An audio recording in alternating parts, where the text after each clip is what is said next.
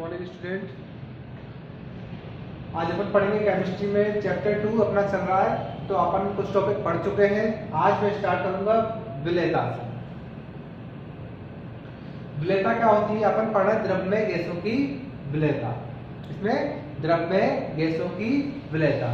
तो विलेयता की परिभाषा में पहले बताता हूँ आपको कि एसटीपी पर, एसटीपी यानी कि निश्चित ताप यानी स्पेशल टेम्परेचर एंड प्रेशर पर इकाई आयतन में घुली हुई गैस की अधिकतम मात्रा को अपन विलेयता कहते हैं। एग्जांपल लेते हैं इसका, जैसे कि ये अपन ने बीकर लिया,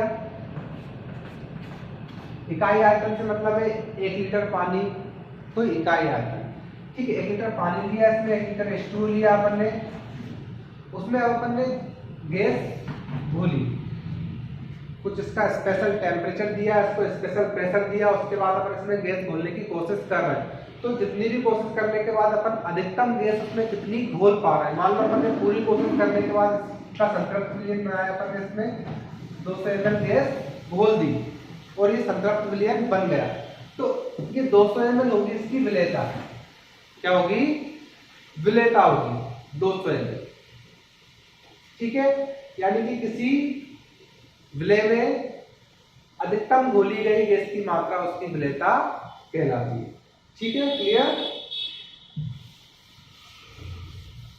अब अपन बात करते हैं विलेयता को प्रभावित करने वाले कारक। किन कारकों पर विलेयता निर्भर करती है? तो पहला है गैस की प्रकृति पर।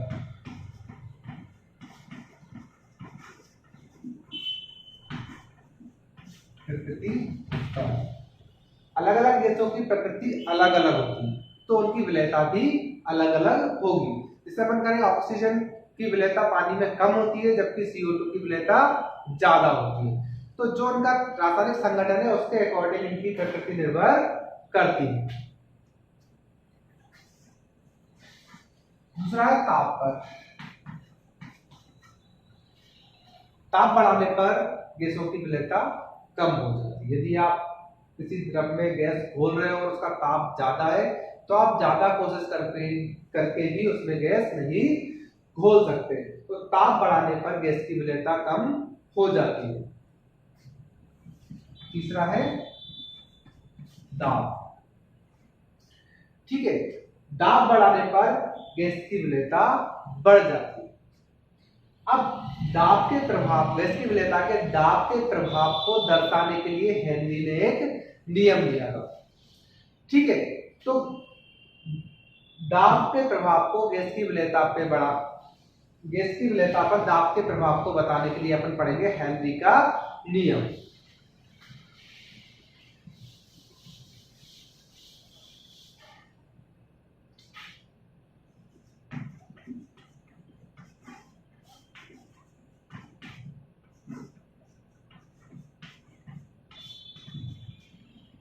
ठीक है, हेनरी का नियम। हेनरी ने क्या कहा? हेनरी ने कहा कि किसी दिए गए द्रव में गैस की विलेयता उस पर आरोपित दाब के समानुपाती होती है। यानी किसी द्रव में गैस की विलेयता उस पर आरोपित दाब के समानुपाती होती है। अब समानुपाती का मतलब क्या हुआ कि यदि आप उसमें गैस विलय कर रहे हो और उसको ज्यादा प्रेशर दे रहे हो, तो गैस की विलेयता ज्यादा होगी। जितना ज्यादा आप उसको प्रेशर दोगे, जितना ज्यादा आप उसका दाब बढ़ा सकते हो, उतनी ज्यादा गैस आप घोल सकते हो। तो चलिए अपन इसको गणितीय रूप देखते हैं इसका। यहाँ पर गैस की मात्रा m है और समानुपाती है ये P के। P यहाँ पर है दाब। क्या है? P दाब है जो अपन गैस पर आरोपित कर रहे हैं। समानुपाती का निशान जब भी हटाते हैं तो क्या लगाते हैं अपन? K लगाते हैं। ये K नियतांक है, इसके नीचे अपन छोटा सा H लगा देते हैं, तो ये हेनरी नियतांक बन जाता है, ठीक है। अगर आप नियतांक की वैल्यू देखना चाहते हो, ठीक है, तो घुली हुई गैस की मात्रा और लगाए गए दाब के अनुपात के बराबर होता है क्या? हेनरी नियतांक। आपको ये बताई दिया मैंने पहले कि m क्या है? m गैस की मात्रा है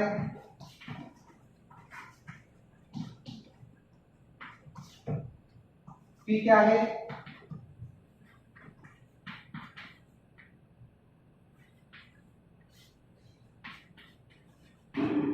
ये क्या है?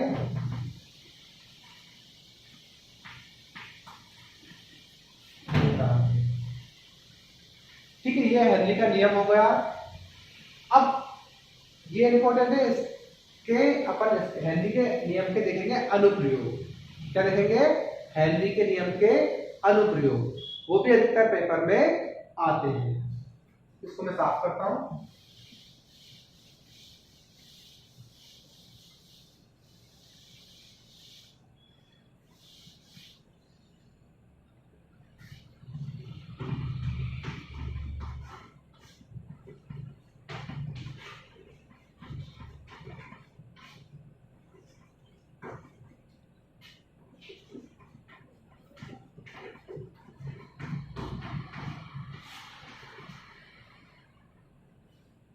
ठीक है, हेनरी के नियम के अनुप्रयोग।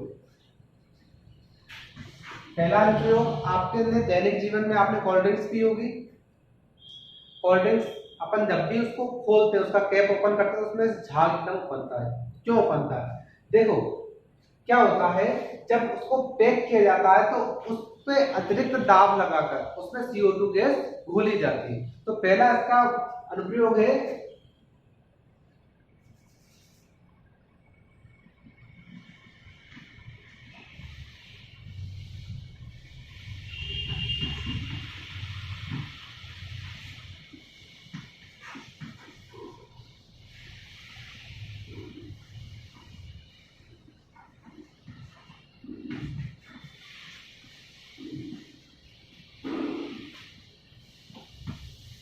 कार्बनिक शीतल पेन या कार्बन युक्त शीतल पेन। पेन यानी होता है अपना ड्रिंक्स। दूसरा अपन गहरे समुद्र में जाने वाले गोताखोर।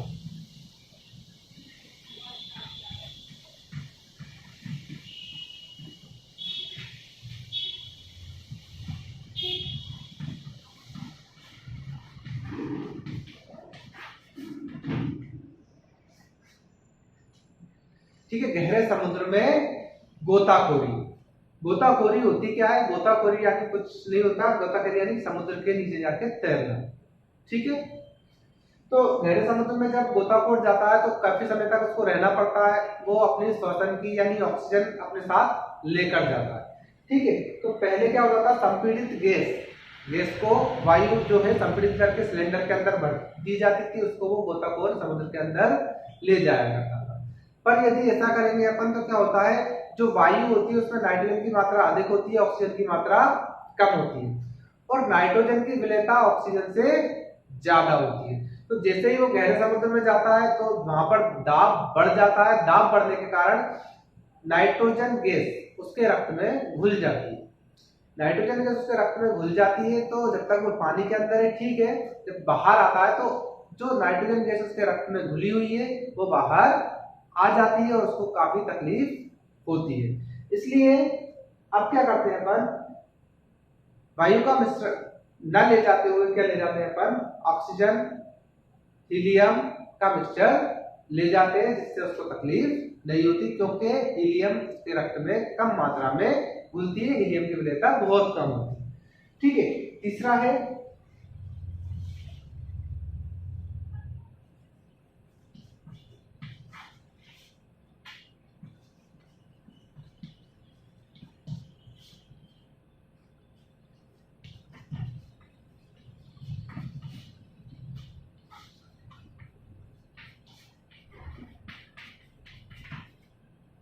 ठीक है, तो पहाड़ी इलाके यहाँ पर कहते हैं, ऊंचाई पर रहने वाले जो लोग होते हैं उनको वहां पर सरवाइव करने में काफी तकलीफें होती है।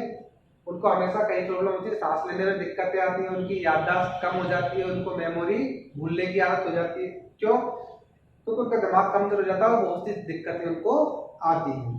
ऐसा क्यों होता है? देखो ऊंचे स्थान पे जैसे अपन ऊंचाई बढ़ती है अपनी, तो उधर क्या होता है, वायु का दाब कम होता है। वायु दाब कम होने के कारण ऑक्सीजन की विलेयता अपने रक्त में कम होती जाती है। ऑक्सीजन की विलेयता कम होती है तो अपने शरीर में ऑक्सीजन की आपूर्ति कम होती है। ऑक्सीजन की आपूर्ति कम होती है तो अपन को विभिन्न रोग होते हैं, यानी कि बहुत दिक्कतें आती है। जैसे मस्तिष्क में ऑक्सीजन की आपूर्ति होगी तो अपन को कुछ याद नहीं आएगा, अपन भूलेंगे ज्यादा बार बार, ठीक है। तो ये उसके अनुप्रयोग है, ये अनुप्रयोग है। अब अपन अगला टॉपिक पे आते हैं। अगला टॉपिक है अपना राउल्ट्स नियम, ठीक है। राउल्ट्स नियम वेरी इंपॉर्टेंट है। अब ये दो प्रकार का होता है, चलो मैं रफ करता हूं फिर बताता हूं।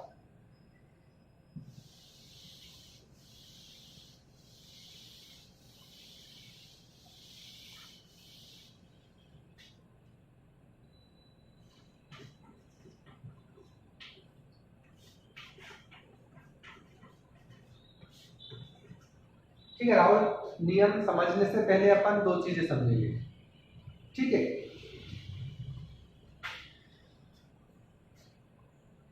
विलेन अपन ने पढ़ लिया, विलेन आपको अच्छे तरीके से आता है, ठीक है। अब विलेन में दो चीजें होती है, विलय और विलाय, विलय और विलाय।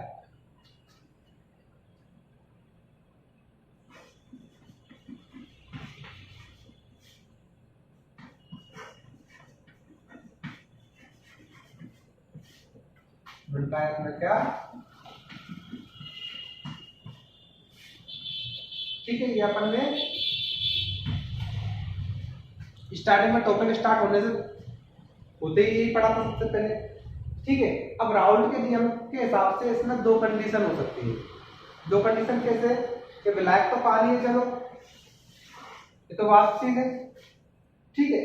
अब विलय दो प्रकार के हो सकते हैं, एक वाष्पशील और एक अवाष्पशील। वाष्पशील देखें तो अपन इसमें कोई लिक्विड मिला दें जो वाष्पित होता, जैसे मान लो एल्कोहल अपन ने पानी में मिलाया तो वो कहलाएगा वाष्पशील विलय युक्त विलयन।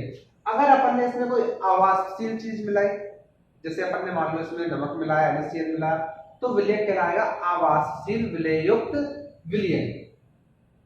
तो वाष्पशील विलय युक्त विलयन के लिए राउल्ट्स का अलग नियम है और अवाष्पशील विलय युक्त विलयन के लिए राउल्ट्स का अलग नियम है। तो पहले अपन पढ़ते हैं पहला नियम,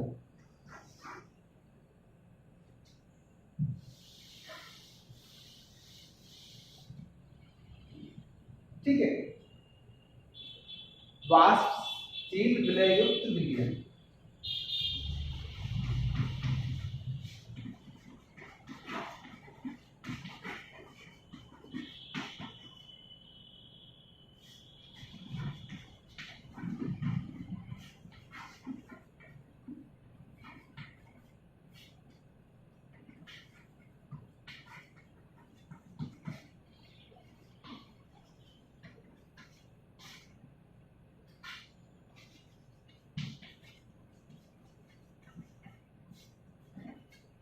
वाष्पशील विलय युक्त विलयन के लिए राउल्ट का नियम, ठीक है।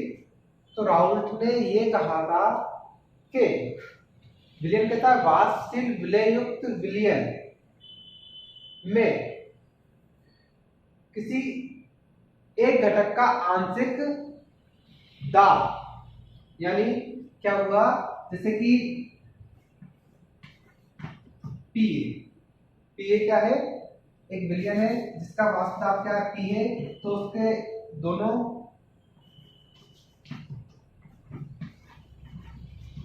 ठीक है, यानी विलयन का कुल दाब पी है, तो उसमें विलय का वाष्प दाब और विलायक के वाष्प दाब के योग के बराबर होगा।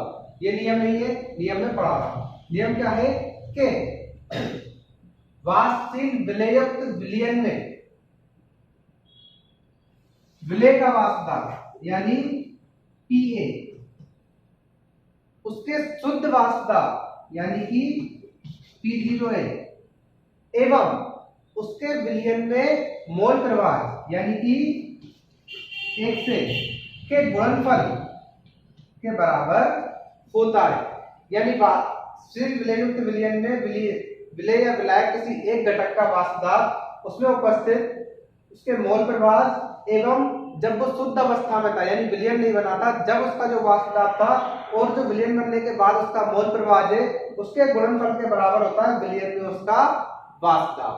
ठीक है, जो पीए किसके लिए है, विलायक के लिए, पीवी देंगे तो क्या होगा,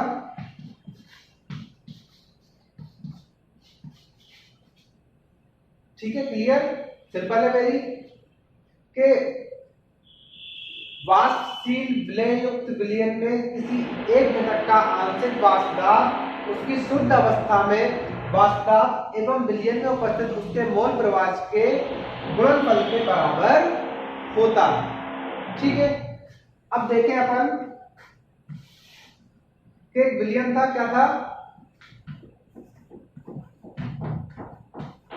A प्लस बी, ए विलायक है और बी क्या है, ए विलय है, बी विलायक है। ए का वाष्प दाब क्या था, TA और बी का वाष्प दाब क्या था, PB। शुद्ध अवस्था में ए का वाष्प दाब क्या था, P डिग्री A और बी का वाष्प दाब क्या था, P डिग्री B। अब जो विलयन का कुल वाष्प दाब है वो क्या है, PA और PB के बराबर। ठीक है, तो अपन विलयन का कुल वाष्प दाब क्या होगा, P बराबर P degree A into XA plus P degree B into XC। छोटा सा है, सिंपल सा है, ये हो गया अपना राउल्स का नियम। इसके लिए वाष्पशील विलय युक्त विलयन के लिए। अब जो दूसरा नियम है वो है अवाष्पशील विलयन। इसके लिए अवाष्पशील मैंने पहले बताया था कि जैसे अपन ने पानी में कुछ ऐसी चीज घोली है जो वाष्पित नहीं होती।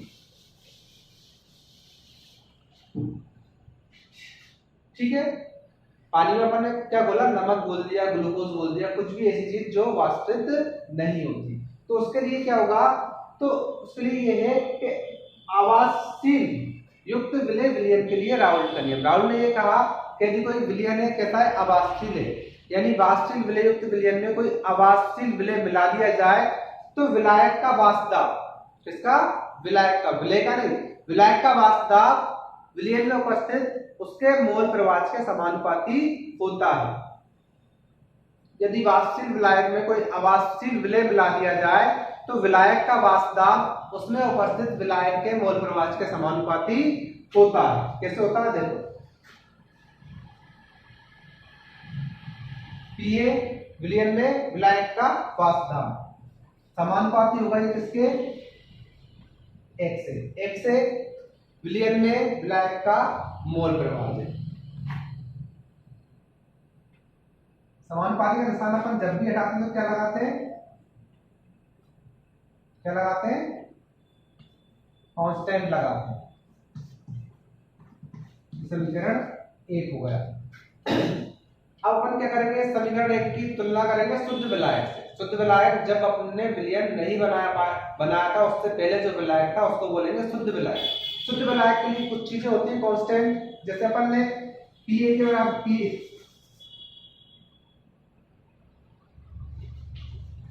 अपन समीकरण 1 की तुलना शुद्ध विलायक से करने पर। ठीक है, अपन विलयन, अब शुद्ध विलायक से क्या कर रहे हैं अपन, तुलना कर रहा है किसकी, समीकरण 1 की। तो समीकरण 1 में PA, तो शुद्ध विलायक के लिए PA बराबर होता है P डिग्री। शुद्ध विलायक के लिए XA बराबर होता है A। ठीक है, शुद्ध विलायक का मोल प्रवाह हमेशा 1 होता है। रख दीजिए मान, P की जगह क्या रख देंगे अपन,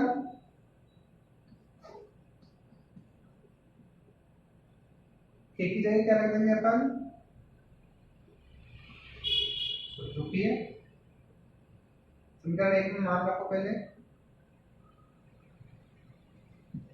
इसकी जगह 1 रखेंगे तो क्या हो जाएगा, K की मान आ गया। अब अपन रखेंगे K का मान,